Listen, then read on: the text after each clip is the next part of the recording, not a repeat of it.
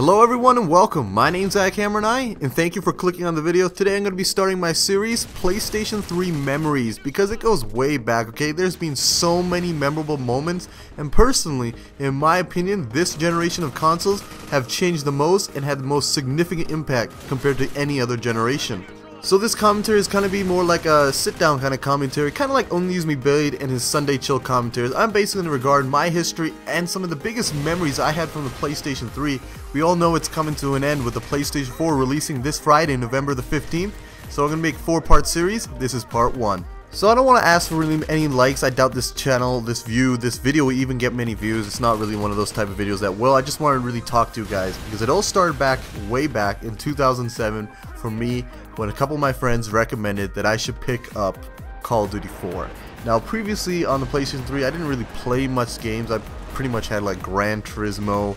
I think I had GTA 4 at the time, and it wasn't that really big of a deal. I wasn't really too much into gaming. I loved the game console, of course. I had the console that early, which obviously meant I was a fan of it, but I didn't really get into the whole first-person shooter market. The last time I played first-person shooters was probably like back in Doom, way back. Like in '96 I got really into Doom, and like over to '99 Doom 2, and then eventually Doom 3 did come out on the Xbox original one, I guess you could call it.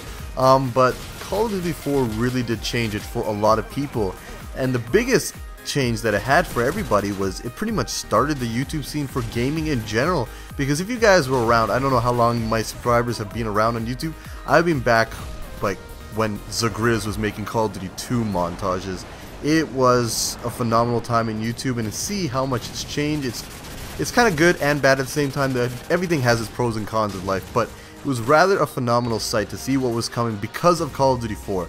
Most of these commentators that you see today that are playing Minecraft or Grand Theft Auto or any other game originally started with Call of Duty 4. It's huge community that Call of Duty 4 was, and it was phenomenal. For me, this game was perfect. You know, this is some brand new gameplay I got here. I'm using on the Unreal Avalanche account because my iKmRni account got hacked to hell, so I can't even play Call of Duty 4 anymore on it. So if you want to add that up to play Call of Duty 4 sometime, be sure to do it. But Call of Duty 4 it was perfect in my opinion. You know, it came out in the right time. There wasn't very many shooters. Medal of Honor, the console series, was kind of dying down.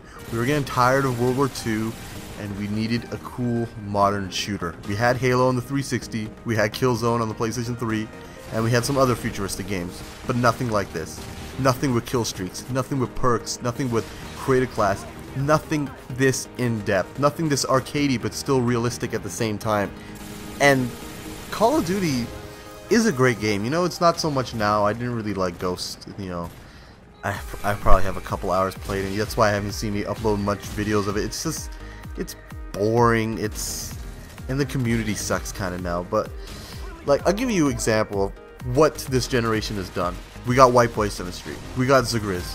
We got Hutch. We got CNanders. We got Woody's Gamertag. We got FPS Russia / FPS Kyle. We got Wings of Redemption. We got Chris Smooth. We got Blame Truth, XCal. We got That Guy Who Camps. They all came from this generation mainly because of Call of Duty. And it's amazing what the PlayStation 3 and including the Xbox 360 has done for this community. I can't imagine what the community would be like if we never had this game, and if the PlayStation 3 and the Xbox 360 weren't around. It was such a phenomenal change and a huge difference in the gaming community in total. And I actually did start making videos around 2008, I would say around March back then, but I was recording with a Dazzle, and I have kind of high standards, and I couldn't really afford a PVR at the time, and I was very young. I believe I was 14 at the time, so my recommended age for YouTube is at least 16 by the time you're much more mature. Than 14 is not a good age to start YouTube, period, if you ask me. But anyways, I just want you to sit back and think about what the first-person shooter market would be like today if Call of Duty wasn't around. Now, I don't want like arrogant comments saying that Call of Duty is a crappy game and it never did anything and only terrible players play Call of Duty, because that's simply wrong. Because Call of Duty did change the game. Call of Duty changed the game in such a huge fact. Look at Battlefield 4. I know a lot of people say it's different from Call of Duty, but Battlefield 4 I doubt would be the same game if Call of Duty wasn't around. There would be no reason to innovate and have such huge drastic measures to your game. So I want all you guys to ask yourselves, now that we got a few moments left in the video, what #1 game changed your life?